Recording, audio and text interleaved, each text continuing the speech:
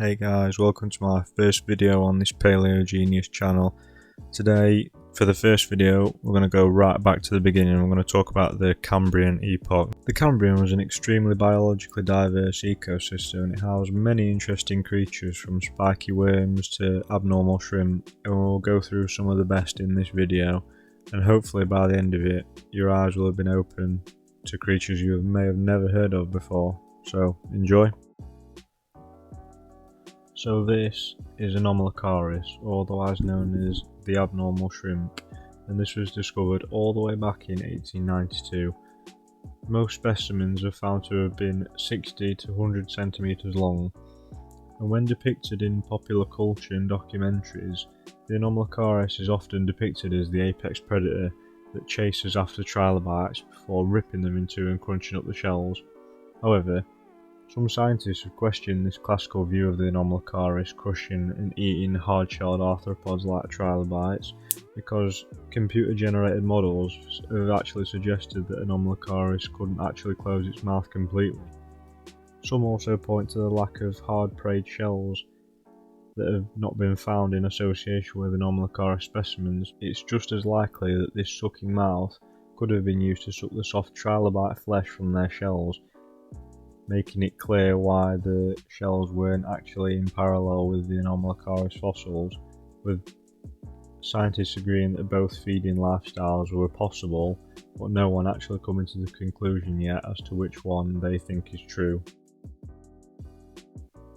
Personally, I believe that it is possible that the Anomalocaris fed both on living prey and also through a method of filter feeding.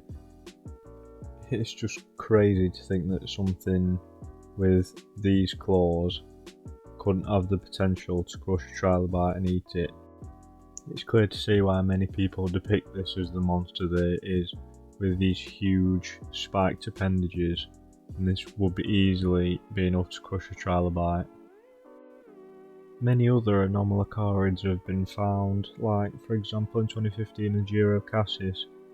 And with this discovery, they also found that their appendages were not built for carnivorous activity, they were built for filter feeding, and that's why Gyrocassis grew to a large size. This does show that creatures like Anomalocaris did have the actual capability to become filter feeders due to their enormous size. However, I do believe that Anomalocaris was primarily predatorial and actually did do what documentaries depict and chase down trilobites or other invertebrates, and did actually prey on them.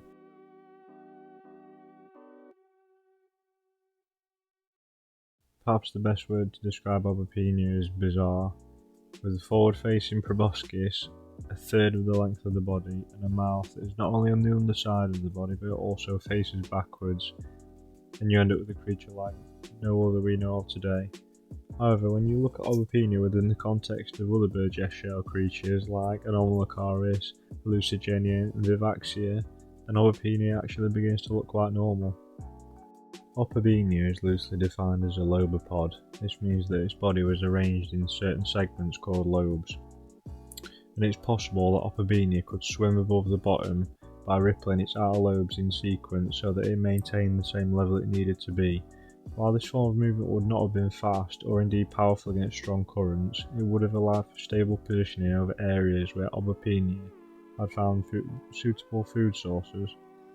And also, this form of movement is very similar in what we see today. For example, mantis shrimps, they move in a very similar fashion. The proboscis of Obopenia terminated in a pincer which had spines that pointed forwards and inwards on the inner sides of the actual claws. What this pincer was used on is difficult to say, as it would have been equally able to grasp small, soft-bodied organisms as well as chunks of organic matter. The low number of Obopenia specimens in relation to other species may point towards the latter carnivore theory, assuming this low occurrence is not a result of the true members not being preserved.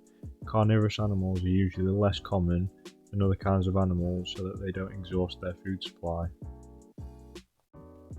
Obopenia had 5 eyes, something that is very unusual as animals today tend to have even numbers of eyes. These were arranged in 2 rows on the head, with 2 on the front row, 3 on the back row behind them. These eyes were situated on short stalks that pointed upwards at slight angles. The middle eye of the back row had a stalk that was shorter than the rest, suggesting that it pointed directly upwards. How these eyes worked is not entirely known, however some have suggested that they were compound eyes.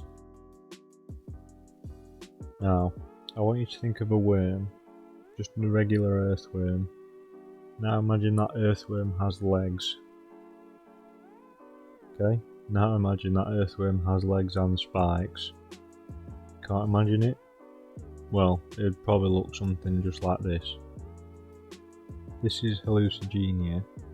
The first and original interpretation of hallucigenia had it using its spines for walking. When the flexible tail would reach down to the sea bottom, picking up morsels of food. The tail would then curl up and pass the morsel on to the first tentacle, which would then pass it on to the next, etc. The food morsel would then travel down the line of tentacles towards the blob that was interpreted as being the head. There are a few problems with this interpretation, as first of which is that the spikes, which possibly used for walking, would have been quite cumbersome.